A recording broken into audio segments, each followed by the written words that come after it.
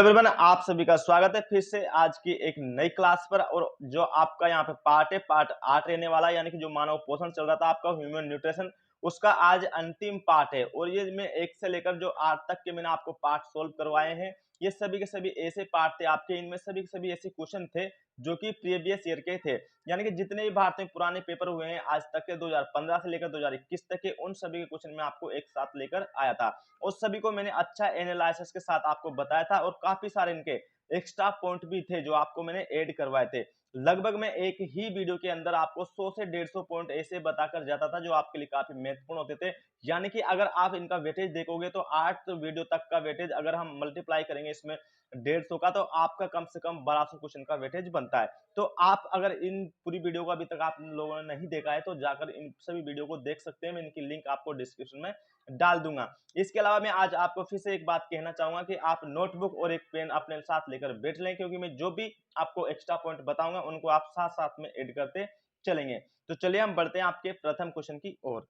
आपका first question है, मसूड़ों से रक्त स्राव और जोड़ों के दर्द को भरपूर खाद्य पदार्थ का सेवन करके रोका जा सकता है। यानी कि क्वेश्चन में आपसे कहा गया है कि मसूड़ों से रक्त स्राव, यानी कि जो हमारे मसूड़ों से खून आता है और जोड़ों में जो दर्द होता है, उसको कौन सा खाद्य पदार्थ का सेवन करके हम रोक सकते हैं। तो यहाँ पे आपका सही उत्तर माना जाएगा ऑप्शन सी, यानी कि विटामिन सी। विटामिन सी एक ऐसा विटामिन होता है जिसका हम भरपूर मात्रा में सेवन करके क्या कर सकते हैं, तो मसूड़ों से रक्त स्राव को रोक सकते हैं। साथ साथ हमारे जो जोड़ों में दर्द होता है उसको भी हम रोक सकते हैं। लेकिन हमें पता ये होना चाहिए कि जो विटामिन सी होता है उसको हम कैसे लें, कैसे प्राप्त करें, यानी कि जो विटामिन सी होता है इसके स्रोत क्या है, यानी क्या क्या हम खाएंगे तब जाके हमें विटामिन सी एक प्रकार से प्राप्त होगा। तो मैं आपको बता दूं कि जो फर्स्ट इसका सबसे अच्छा स्रोत माना जाता है वो माना जाता है आंवला। अगर आप आंवला खाते हो तो आंवला में भरपूर मात्रा में आपको मिलता है विटामिन सी। इसके अलावा इसका दूसरे नंबर पर एक प्रकार से स्रोत माना जाता है अंगूर। तो अंगूर में भी भरपूर मात्रा में कौन पाया जाता है, विटामिन सी पाया जाता है, जो क्या करेगा आपके जोड़ों को, दर्द को और मसूड़ों से जो रक्त स्राव होता है उसको रोकने में आपकी सहायता करेगा। और तीसरा इसका स्रोत होता है एक प्रकार से नींबू। तो जो नींबू होता है ये भी एक प्रकार से विटामिन सी का सबसे अच्छा स्रोत माना जाता है। इसके अलावा जितने भी खट्टे पदार्थ होते हैं जैसे संतरा होता है, टमाटर होता है, तो ये सभी खट्टे पदार्थों में भी भरपूर मात्रा में कौन पाया जाता है, यहाँ पे विटामिन सी। इसके अलावा विटामिन सी से कुछ एक्स्ट्रा पॉइंट आपके बनते हैं जो एग्जाम में काफी ज्यादा आपसे पूछ जाते हैं। जैसे कि विटामिन सी का रासायनिक नाम काफी ज्यादा एग्जाम में आपसे पूछा जाता है, तो विटामिन सी का रासायनिक नाम क्या होता है ये भी आप नोट कर लेंगे। तो इसका रासायनिक नाम होता है एस्कोर्बिक अम्ल। क्या होता है, एस्कोर्बिक अम्ल, या फिर मैं कह सकता हूं एस्कोर्बिक एसिड। तो एस्कोर्बिक जो एसिड होता है विटामिन सी का रासायनिक नाम होता है। इसके अलावा जो विटामिन सी होता है इसकी कमी इसके कारण, यानी कि इसकी कमी के कारण कौन सा रोग हो जाता है, या मैं कह सकता हूं कौन सी बीमारी हो जाती है, तो उसका नाम होता है स्कर्वी। जैसे कि यहाँ पे दे रखा है मसूड़ों से रक्त स्राव, तो स्कर्वी का अर्थ होता है एक प्रकार से मसूड़ों से रक्त स्राव होना, यानी कि खून आना। तो विटामिन सी की कमी का स्कर्वी बीमारी होती है, उसका रासायनिक नाम क्या होता है, एस्कोर्बिक अम्ल। इसके अलावा जो विटामिन सी होता है ये कैंसर को खत्म करने वाला मुख्य रूप से विटामिन होता है, ये कई सारे एग्जाम में पूछ जाता है, तो इसे कैंसर को खत्म करने वाला विटामिन भी कहा जाता है। इसके अलावा विटामिन सी को प्रतिऑक्सीकारक विटामिन भी कहा जाता है। कौन सा विटामिन कहा जाता है, प्रतिऑक्सीकारक, यानी कि एंटीऑक्सीडेंट। अब इसका अर्थ क्या होता है, तो हमारे शरीर में काफी सारी ऐसी जैविक और रासायनिक क्रियाएं होती है, और उनके द्वारा क्या होता है एक प्रकार से, तो जैविक और रासायनिक क्रियाओं के द्वारा हमारे शरीर में क्या बनते हैं, फ्री ऑक्सीजन। कौन से ऑक्सीजन बनते हैं, फ्री ऑक्सीजन। और ये फ्री ऑक्सीजन क्या करते हैं, जो हमारी सेल्स रहती है यानी कोशिकाएं, उनको मार देते हैं। और इस प्रकार की मरी हुई कोशिकाओं को विटामिन सी क्या करता है, रिमूव करता है, यानी कि हटाता है। इसीलिए विटामिन सी को प्रतिऑक्सीकारक विटामिन भी कहा जाता है। ये आपसे एग्जाम में डायरेक्ट सीधा पूछ जाता है। इसके अलावा विटामिन सी से आपका एक क्वेश्चन और बनता है कि जो विटामिन सी होता है ये कैसा विटामिन होता है, तो ये होता है घावों को भरने वाला। ये क्वेश्चन भी आपसे एग्जाम में पूछा जाता है। तो घावों को भरने वाला विटामिन कौन सा होता है, आपका विटामिन सी को ही माना जाता है। इसके अलावा जो विटामिन सी होता है ये हीट सेंसिटिव होता है, यानी कि जो गर्मी होती है उसको एक प्रकार से ये सहन नहीं कर पाता है। जैसे आपसे क्वेश्चन में पूछा जाता है कि जो सब्जियां होती है उनको काफी ज्यादा देर तक, यानी कि सब्जियों को बहुत देर तक पकाने से कौन सा विटामिन नष्ट हो जाता है, तो वो भी होता है आपका विटामिन सी। तो हम सब्जियां ज्यादा देर तक पकाते हैं तो उनसे कौन सा विटामिन नष्ट हो जाता है, विटामिन सी, क्योंकि ये हीट सेंसिटिव विटामिन होता है, यानी कि ये गर्मी को एक प्रकार से अवशोषित कर लेता है, लेकिन उसको क्या है कि ये सहन नहीं कर पाता। इसके अलावा आपसे पूछा जाता है कि संतरे को अगर 2 से 3 घंटे धूप में रख दिया जाए तो कौन सा विटामिन नष्ट हो जाएगा, तो वो भी नष्ट होता है आपका विटामिन सी। तो ये विटामिन सी के इतने महत्वपूर्ण पॉइंट थे, ये सभी के सभी आपको याद होना चाहिए।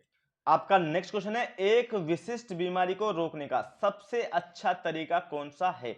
यानी कि कोई भी वो बीमारी हो सकती है, उसको रोकने का सबसे विशिष्ट यानी कि अच्छा तरीका कौन सा है? तो यहाँ पे आपका करेक्ट आंसर माना जाएगा ऑप्शन सी, यानी कि टीकाकरण। जो टीकाकरण यानी कि वैक्सीनेशन, ये सबसे अच्छा तरीका माना जाता है किसी भी बीमारी को रोकने का। क्योंकि जो टीकाकरण होता है ये क्या करता है, तो जो हमारा इम्यून सिस्टम होता है यानी कि इम्यूनिटी होती है, जिसे हम बोलते हैं एक प्रकार से प्रतिरोधक क्षमता, तो ये प्रतिरोधक क्षमता को बढ़ाता है। और ये प्रतिरोधक क्षमता का अर्थ ही क्या होता है, एक प्रकार से रोगों के प्रति हमारी सुरक्षा करना। और ये रोगों के प्रति सुरक्षा कैसे कर पाता है, तो ये एक प्रकार से हमारे शरीर में निर्माण कैसा करता है, तो ये करता है एंटीबॉडी का। और ये एंटीबॉडी क्या करती है, कोई भी हमें बीमारी हुई उस बीमारी के प्रति फाइट करती है और उस बीमारी को खत्म कर देती है। तो यानी कि जो एक विशिष्ट बीमारी को रोकने का सबसे अच्छा तरीका माना जाता है, वो माना जाता है टीकाकरण यानी कि वैक्सीनेशन। इसके अलावा जो टीकाकरण होता है, इसकी आपसे पूछ जाती है खोज, किसकी खोज किसने की थी? तो जो टीकाकरण होता है उसकी खोज की थी एक प्रकार से एडवर्ड जेवर ने। किसने की थी? एडवर्ड जेवर ने। और कब की थी? सन 1796 में। सन 1796 में ही इसकी खोज हो चुकी थी, टीकाकरण की, वैक्सीनेशन की। और हम जो भी वैक्सीनेशन लगवाते हैं उनका मुख्य उद्देश्य होता है हमारे शरीर में एंटीबॉडी का बनना। और ये एंटीबॉडी क्या करती है, तो उस बीमारी को खत्म कर देती है। आपका नेक्स्ट क्वेश्चन है, लाल रक्त कोशिका के निर्माण के लिए कौन सा विटामिन आवश्यक है? और लाल रक्त कोशिका होती है, कहा जाता है एक प्रकार से आरबीसी यानी कि रेड ब्लड सेल। तो लाल रक्त कोशिका के निर्माण के लिए कौन सा विटामिन आवश्यक होता है यहाँ पे? तो आपका करेक्ट होगा ऑप्शन सी, यानी कि फोलिक एसिड। तो जो फोलिक एसिड होता है ये मुख्य रूप से जो हमारी आरबीसी होती है उसके निर्माण में सहायक होता है। लेकिन आपको ये याद होना चाहिए कि ये विटामिन है कौन सा, क्योंकि ये विटामिन बी9 होता है, उसका होता है एक प्रकार से रासायनिक नाम कौन सा? Folic acid. या फिर हम एक प्रकार से कह सकते हैं मेलिक एसिड, क्योंकि ये दोनों ही नाम विटामिन बी9 के होते हैं। तो मेलिक अम्ल या फिर फोलिक अम्ल क्या करते हैं, तो ये आरबीसी के निर्माण में सहायक होते हैं। इसके अलावा आपको ये याद होना चाहिए कि जो आरबीसी होती है इसका मुख्य कार्य क्या होता है हमारे शरीर के अंदर। तो जो आरबीसी होती है इसका मुख्य कार्य होता है ऑक्सीजन का परिवहन करना। यानी कि जो ऑक्सीजन होती है इसे हमारे पूरे शरीर में लेकर जाती है, वो कौन लेकर जाती है? आरबीसी। और ये क्या होती है, तो हमारे खून की एक प्रकार से कोशिकाएं होती हैं। इसके अलावा आपको ये याद होना चाहिए कि जो विटामिन बी9 होता है इसके सबसे अच्छे स्रोत क्या होते हैं, यानी किससे हम विटामिन बी9 को प्राप्त करें और आरबीसी का वो निर्माण कर पाए। तो सबसे अच्छा स्रोत माना जाता है इसका सेब, यानी कि जो एप्पल होता है इसमें भरपूर मात्रा में मेलिक अम्ल या फिर फोलिक अम्ल पाया जाता है, जो क्या करेगा? आपकी आरबीसी का निर्माण करेगा। इसके अलावा जो आम होता है, हरी सब्जियां होती है, ये भी सब क्या माने जाते हैं एक प्रकार से, तो ये भी माने जाते हैं विटामिन बी9 के स्रोत। इसके अलावा हम ले सकते हैं मूंगफली, अनार, ये सब भी किसके स्रोत माने जाएंगे यहाँ पर? तो ये भी माने जाएंगे एक प्रकार से विटामिन बी9 के। तो अनार भी एक अच्छा स्रोत माना जाता है। इसके अलावा आपसे पूछ जाती है जो डिसीज, जो विटामिन बी9 होता है इसकी कमी के कारण कौन सा रोग होता है? ये कई सारे एग्जामों में आपसे पूछा गया, तो इस रोग को आप नोट करेंगे। तो इससे रोग होता है एक प्रकार से मेगलोब्लास्टिक। कौन सा रोग होता है? मेगलोब्लास्टिक। ये मेगलोब्लास्टिक क्या होता है, अब ये हम अच्छे से समझेंगे। तो विटामिन बी9 की कमी के कारण रोग कौन सा होगा? मेगलोब्लास्टिक। और मेगलोब्लास्टिक का अर्थ होता है एक प्रकार से जो आरबीसी होती है, बनाने का कार्य किसका करता है? आरबीसी का, यानी कि रेड ब्लड सेल का। तो जो एक लड़की होती है उसमें कहीं ना कहीं एक फीमेल होती है, उसमें मेलिक एसिड की कमी रह जाती है, तो उसके आने वाले बच्चे में आरबीसी का निर्माण प्रॉपर तरीके से नहीं हो पाता। और ये जो आरबीसी होती है ये कैसी बनने लगती है? फिर अपरिपक्व, यानी कि इनमेच्योर। और इनमेच्योर का अर्थ होता है ऐसी आरबीसी जो ऑक्सीजन का पूरी तरह से परिवहन ना कर सके। तो ऐसी आरबीसी बनने लगती है कौन सी बीमारी में? मेगलोब्लास्टिक बीमारी में। तो ये होती है विटामिन बी9 की कमी से, जिसका रासायनिक नाम होता है क्या है आपका? Folic acid. तो आपका क्वेश्चन था कि लाल रक्त कोशिका के निर्माण के लिए कौन सा विटामिन आवश्यक है? तो ये होता है आपका फोलिक एसिड यानी कि विटामिन सी। इसके अलावा हम कुछ जो आपके ऑप्शन में दे रखे हैं विटामिन उनको भी डिस्कस कर लेते हैं, क्योंकि ये भी आपसे एग्जाम में काफी ज्यादा पूछे जाते हैं। तो जैसे कि मैं बताऊं आपको, ऑप्शन ए में दे रखा है रेटिनोल। तो पहली बात तो यह है कि जो विटामिन ए होता है उसका रासायनिक नाम होता है यहाँ पे रेटिनोल। और जो विटामिन ए होता है ये किसके लिए काफी ज्यादा अच्छा माना जाता है? तो ये माना जाता है हमारी आंखों के लिए। क्योंकि जो विटामिन ए होता है इसकी कमी के कारण कौन सा रोग होता है? ये एग्जाम में कई बार पूछा जाता है। तो विटामिन ए की कमी के कारण होता है रतौंधी रोग, यानी कि नाइट ब्लाइंडनेस। रतौंधी रोग का अर्थ क्या होता है? जैसे ही शाम के 6 से 7 बजते हैं हमें दिखना बंद हो जाता है। इसके अलावा ऑप्शन बी में दे रखा है आपको टोकोफेरोल। क्या दे रखा है आपको? टोकोफेरोल।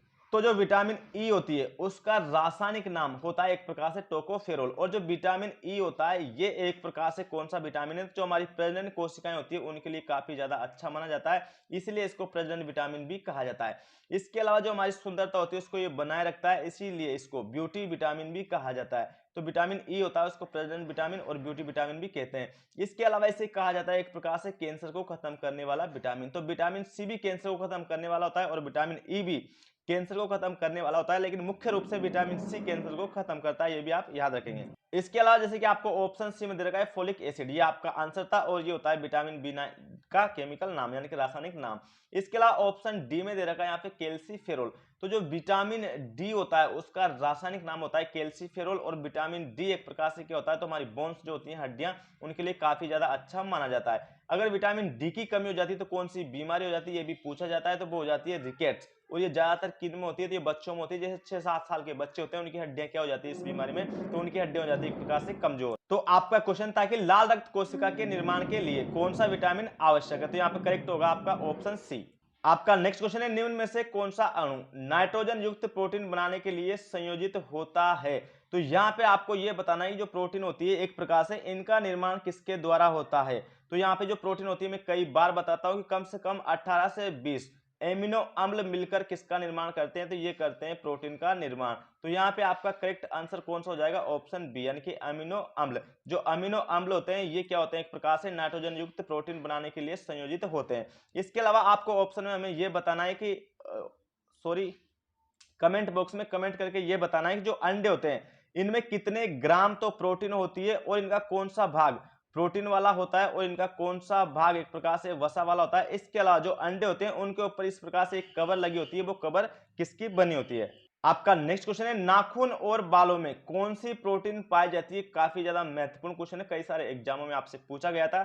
तो इसका ऑप्शन होगा आपका ऑप्शन सी यानी कि केरेटिन। जो केरेटिन प्रोटीन होती है ये नाखून और किसमें पाई जाती है, बालों में पाई जाती है। इसके अलावा आपको याद रखना है कि जो मकड़ी का जाल होता है, मकड़ी की जो जाला होता है एक प्रकार से, उसमें भी जो पाई जाती है वो कौन सी होती है, आपकी केरेटिन प्रोटीन ही होती है। इसके अलावा जैसे कि हम अदर ऑप्शन को डिस्कस करें तो जैसे आपका फर्स्ट ऑप्शन है केसिन प्रोटीन, तो जो दूध होता है उसमें पाई जाती है भरपूर मात्रा में केसिन प्रोटीन। इसके अलावा जो दूध का पाचन होता है, इसका पाचन भी आपसे पूछा जाता है, जिसका पाचन का होता है हमारे पेट के अंदर होता है और पेट में कौन सा एंजाइम करता है, तो उस एंजाइम का नाम होता है रेनिन। तो रेनिन एक ऐसा एंजाइम होता है जो पेट के अंदर दूध का पाचन करता है और दूध में प्रोटीन कौन सी होती है, केसिन। इसके अलावा ऑप्शन बी में लिखा हुआ है लाइकोपिन, तो जो लाइकोपिन होती है ये हमारे किसमें पाई जाती है, तो ये पाई जाती है एक प्रकार से टमाटर में, ये भी आप नोट कर लेंगे। इसके अलावा जैसे कि ऑप्शन डी में दे रखी है आपको पोलीमिन्स, तो जो दालें होती है दालों के अंदर कौन सी प्रोटीन पाई जाती है, तो दालों में पाई जाती है एक प्रकार से पोलीमिन्स, ये भी काफी ज्यादा महत्वपूर्ण आपसे पूछा जाता है। तो केरोटिन के कारण एक प्रकार से केरेटिन जो होती है नाखून और बालों में प्रोटीन पाई जाती है, ये आपको याद रखना है। इसके अलावा ये पाई जाती है मकड़ी की जाल में। आपका नेक्स्ट क्वेश्चन है प्रोटीन की कमी होने पर कौन सी बीमारी हो जाती है। काफी ज्यादा आपके लिए महत्वपूर्ण है, तो यहाँ पे करेक्ट आंसर होगा आपका ऑप्शन ए यानी कि क्वाशियोरकर। जो क्वाशियोरकर होती है ये ज्यादातर किस्म होती है बच्चों के अंदर होती है और बच्चे इसमें क्या हो जाते हैं, एक प्रकार से कुपोषण के शिकार हो जाते हैं और काफी ज्यादा वीक हो जाते हैं, कमजोर हो जाते हैं। तो जो प्रोटीन की कमी के कारण बीमारी होती है ये कई सारे एग्जाम पूछ जाती है, आप याद रखेंगे। इसके अलावा अगर मैं बताऊं आपको ऑप्शन बी में लिखा हुआ है रतौंधी, तो जो विटामिन ए होता है इसकी कमी के कारण होती है रतौंधी बीमारी। इसके अलावा ऑप्शन सी में लिखा हुआ है आपका बेरी बेरी, तो जो विटामिन बी होता है उसकी कमी के कारण कौन सी बीमारी होती है, यहाँ पे बेरी बेरी होती है। और इस बेरी बेरी का अर्थ क्या होता है, एक प्रकार से हमारे शरीर में लकवा होना यानी कि पैरालाइसिस होना ही क्या कहलाता है, यहाँ पे बेरी बेरी कहलाता है। और जो विटामिन बी होता है इसका रासायनिक नाम क्या होता है, ये भी आपसे पूछ जाता है, तो इसका रासायनिक होता है थायमिन। इसके अलावा विटामिन ए का रासायनिक नाम होता है रेटिनोल, तो ये भी आप नोट करते चलेंगे क्योंकि काफी ज्यादा महत्वपूर्ण होते हैं। इसके अलावा ऑप्शन सी में लिखा हुआ है आपका पेलेग्रा, तो पेलेग्रा का अर्थ सबसे पहले तो ये होता है कि जो हमारी उंगलियां होती है तो उंगलियों के बीच इचिंग होना यानी खुजली होना ही एक प्रकार का क्या कहलाता है, पेलेग्रा कहलाता है। और ये किस विटामिन की कमी से होता है, तो विटामिन बी3 की कमी से होता है। और जो विटामिन बी3 होता है इसका रासायनिक नाम क्या होता है, इसका रासायनिक नाम भी आप नोट करेंगे, इसका रासायनिक नाम होता है एक प्रकार से नियासिन। इसके अलावा हम कह सकते हैं निकेटिक अम्ल, तो निकेटिक अम्ल या फिर नियासिन किसका नाम होता है यहाँ पे, तो ये होता है विटामिन बी3 का, जिसकी कमी के कारण कौन सी बीमारी होती है, पेलेग्रा। तो प्रोटीन की कमी के होने पर कौन सी बीमारी आपको हो सकती है, तो वो हो सकती है क्वाशियोरकर, होती है किसमें, मोस्टली बच्चों में। आपका नेक्स्ट क्वेश्चन है आयरन की भरपूर मात्रा पाई जाती है, तो ये काफी ज्यादा महत्वपूर्ण है, ये भी आपसे पूछा गया था। तो यहाँ पे आपका करेक्ट होगा ऑप्शन सी यानी कि पालक। जो पालक होता है उसमें आयरन की मात्रा क्या होती है, आपकी भरपूर मात्रा में पाई जाती है, ये आप याद रखेंगे। इसके अलावा आपको और याद रखना है कि पालक के अलावा जैसे कि मेथी होती है उसके अंदर भी जो आयरन होता है भरपूर मात्रा में पाया जाता है। इसके अलावा जो चुकंदर होते हैं तो चुकंदर में भी ये भरपूर मात्रा में होता है। इसके अलावा जो अनार होते हैं अनार में भी ये भरपूर मात्रा में पाया जाता है। इसके अलावा खजूर, खजूर के अंदर भी जो आयरन होता है उसकी भरपूर मात्रा पाई जाती है। इसके अलावा आपको ये याद रखना है कि जो आयरन होता है ये करता क्या क्या है। तो सबसे पहले मैं आपको बता दूं कि जो हमारा खून होता है, ब्लड, उसकी जो आरबीसी होती है उसमें पाया जाता है आयरन। ये आपसे पूछा जाता है सीधा डायरेक्ट एग्जाम में। इसके अलावा जो आपका आयरन होता है, ये मैंने आपको स्रोत बताया दिया कि किस किस में पाया जाता है। आपका नेक्स्ट क्वेश्चन है, मांसपेशियों का निर्माण किसके द्वारा होता है। तो जो हमारी मसल्स होती है यानी कि मांसपेशियां होती है, इनका निर्माण किसके द्वारा होता है। तो मैं आपको बता दूं, एक तो होता है प्रोटीन के द्वारा, लेकिन प्रोटीन आपका ऑप्शन में है नहीं, तो प्रोटीन तो यहां पर नहीं होगा। तो आपका ऑप्शन बी करेक्ट होगा, यानी कि मैग्नीशियम। जो Mg होता है इसे कहा जाता है एक प्रकार से मैग्नीशियम। तो जो हमारी मसल्स होती है, मांसपेशियां, उसके निर्माण में ये सहायक होता है। और इसके अलावा जो मैग्नीशियम होता है, इसके स्रोत क्या होता है, यानी कि हम क्या खाएं जिससे हमें मैग्नीशियम की कहीं ना कहीं कमी ना हो और हमारी मसल्स का निर्माण अच्छा से होता रहे। तो हमें जो हरी सब्जियां होती है, हरी सब्जियां अच्छी मात्रा में खाना चाहिए। इसके अलावा जो दूध होता है, दूध में भी मैग्नीशियम भरपूर मात्रा में पाया जाता है। इसके अलावा जो नॉन वेज होता है यानी कि मांस, उसमें भी मैग्नीशियम भरपूर मात्रा में पाया जाता है। और ये किसमें सहायक होता है, तो हमारी मांसपेशियों के निर्माण में सहायक होता है। इसके अलावा जैसे हम देखते हैं ऑप्शन ए में लिखा हुआ है कैल्शियम। तो जो कैल्शियम होता है ये कई सारी चीजों में पाया जाता है आपका। जैसे मैं सबसे पहले इनके स्रोत की बात कर लूं, तो जो दूध होता है, दूध में भी कैल्शियम की भरपूर मात्रा होती है। इसके अलावा जो केला होता है, केला में भी कैल्शियम पाया जाता है। इसके अलावा जो अंडे होते हैं यानी कि अंडों में भी ये पाया जाता है। इसके अलावा जो खजूर होता है, तो खजूर में भी कैल्शियम की मात्रा भरपूर पाई जाती है। इसके अलावा बंद गोभी होती है, तो बंद गोभी में भी कैल्शियम भरपूर मात्रा में पाया जाता है। लेकिन इसके अलावा कैल्शियम के काफी सारे आपसे एग्जाम में क्वेश्चन बनते हैं, वो कौन कौन से हैं आप नोट करते चलेंगे। तो जैसे कि मैं आपसे सबसे पहले तो ये पूछा जाता है कि हमारे शरीर में सबसे अधिक मात्रा में पाए जाने वाला पोषक तत्व कौन सा होता है, या फिर मैं एक प्रकार से कह सकता हूं, सॉरी, पोषक तत्व नहीं, तत्व कौन सा होता है। तो तत्व होता है कैल्शियम। कैल्शियम हमारे शरीर में सबसे अधिक मात्रा में पाया जाता है। इसके अलावा जो कैल्शियम होता है ये किसके लिए अच्छा होता है, तो जो हमारी हड्डियां होती है, हड्डियों के लिए काफी ज्यादा अच्छा माना जाता है। अगर कैल्शियम की कमी होती है तो हमारी हड्डियां क्या हो जाती है, कमजोर भी हो जाती है।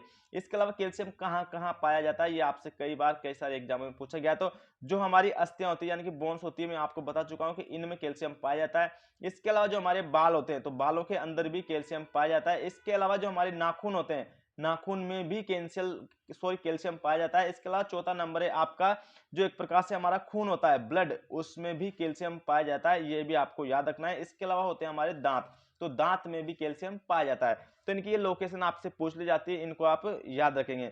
इसके लिए जो कैल्शियम होता है सबसे अच्छा किसके लिए होता है, हमारी हड्डियों के लिए होता है। इसके अलावा हम देखते हैं अदर ऑप्शन को, जैसे कि ऑप्शन सी में दे रखा है आयरन, इसका हम डिस्कस कर चुके हैं। अब हम कर लेते हैं यहाँ पर सोडियम का।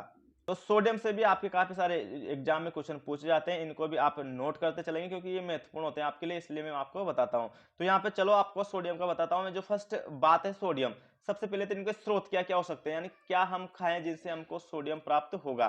तो जो जितना भी नमकीन खाना होता है, कौन सा खाना होता है, नमकीन खाना होता है, उसमें एक प्रकार से सोडियम की भरपूर मात्रा मानी जाती है। जैसे नमकीन होती है और नमकीन वाली मूंगफली होती है, उन सभी में सोडियम पाया जाता है। इसके अलावा जो नमक होता है उसका नाम ही होता है सोडियम क्लोराइड, तो उसमें भी सोडियम होता है। इसके अलावा जो समुद्री खाना होता है, क्या होता है, एक प्रकार से आपका समुद्री खाना जिसे हम बोल सकते हैं सी फूड, तो समुद्री खाने में भी एक प्रकार से सोडियम की मात्रा भरपूर पाई जाती है। इसके अलावा इसके कार्य क्या होते हैं, जो सोडियम होता है ये क्या क्या करता है, क्योंकि इसके कार्य आपसे कई सारे एग्जाम में पूछे जाते हैं। तो फर्स्ट कार्य तो सोडियम का ये होता है कि जो सोडियम होता है, हमारा जो ब्लड प्रेशर होता है यानी कि रुधिर दाब होता है, इसको ये नियंत्रित करता है यानी कि कंट्रोल करता है। इसको आप नोट कर लेंगे। इसके अलावा इसका सेकंड पॉइंट होता है कि जो सोडियम होता है, हमारे जितने भी उद्दीपन होते हैं यानी कि हमारे मैसेज होते हैं, उनको लेकर जाता है हमारे ब्रेन तक, तो ये भी काफी महत्वपूर्ण है। इसके अलावा इसका तीसरा पॉइंट होता है कि जो ये हमारे अम्ल और क्षार होते हैं, उनका संतुलन भी बनाए रखता है। अम्ल और क्षार का संतुलन बनाए कौन रखता है, यहाँ पे सोडियम।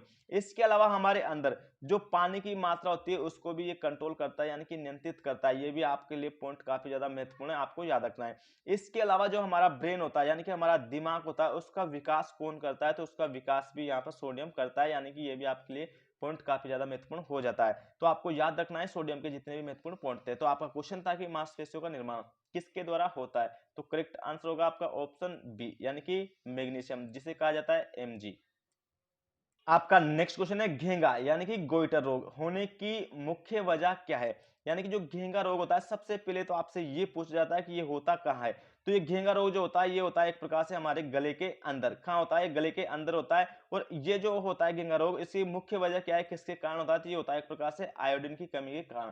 कई बार कई सारे एग्जामों में पूछा जाता है आयोडीन की कमी के कारण कौन सी बीमारी हो जाती है, तो वो हो जाती है घेंगा, जिसे हम बोलते हैं एक प्रकार से गोइटर, या फिर इसे कह सकते हैं हम गलगंड। तो गलगंड जो बीमारी है एक प्रकार से ये क्या है आपकी, यही घेंगा बीमारी होती है आपकी। और इसमें आपसे ये पूछा जाता है कि जो आयोडीन की कमी से ये बीमारी होती है, मुख्य रूप से इसमें हमारा कौन सा हार्मोन एक प्रकार से जो प्रभावित होता है, तो वो होता है आपका थायराइड। दो थायराइड हार्मोन है, सॉरी आपकी जो ग्लैंड होती है, थायराइड जो ग्लैंड होती है वो बनाती है थायरोक्सिन हार्मोन। तो ये दोनों क्या हो जाती है, एक प्रकार से इसमें प्रभावित भी हो जाती है।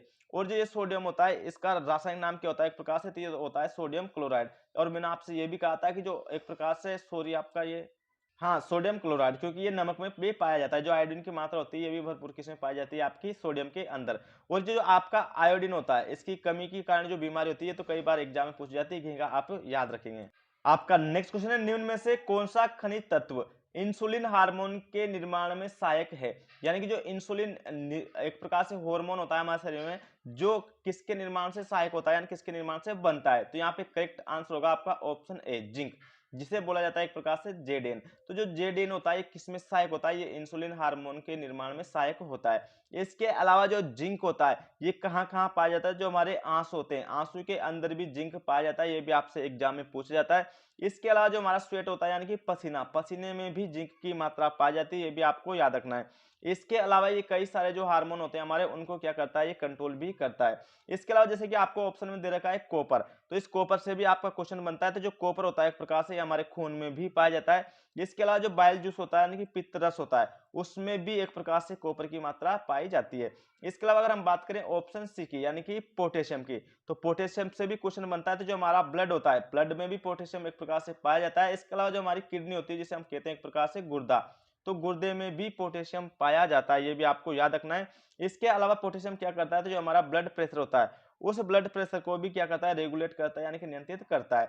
इसके अलावा अगर हम बात करें ऑप्शन डी की यानी कि फास्फोरस की, तो जो आपका फास्फोरस होता है एक प्रकार से, ये फास्फोरस कहाँ होता है, तो जो हमारे मांसपेशियां होती है, जो हमारी मसल्स होती है उनमें भी फास्फोरस पाया जाता है। इसके अलावा जो हमारी बोन्स होती है यानी कि हड्डियां, हड्डियों में भी एक प्रकार से फास्फोरस पाया जाता है। तो आपका क्वेश्चन था कि निम्न में से कौन सा खनिज तत्व इंसुलिन हार्मोन के निर्माण में सहायक है, तो वो होता है जेडेन यानी कि जिंक। तो आई होप कि आपको वीडियो पसंद आया होगा। अगर वीडियो पसंद आया तो वीडियो को लाइक और शेयर करना ना भूलें। अगर हमारे चैनल पर आप पहली बार हैं तो चैनल को सब्सक्राइब कर लें, बेल आइकन को प्रेस कर लें, ताकि ऐसी ही वीडियो का नोटिफिकेशन सबसे पहले आप तक पहुंच सके। थैंक यू, स्वस्थ रहो, मस्त रहो, जय हिंद, जय भारत।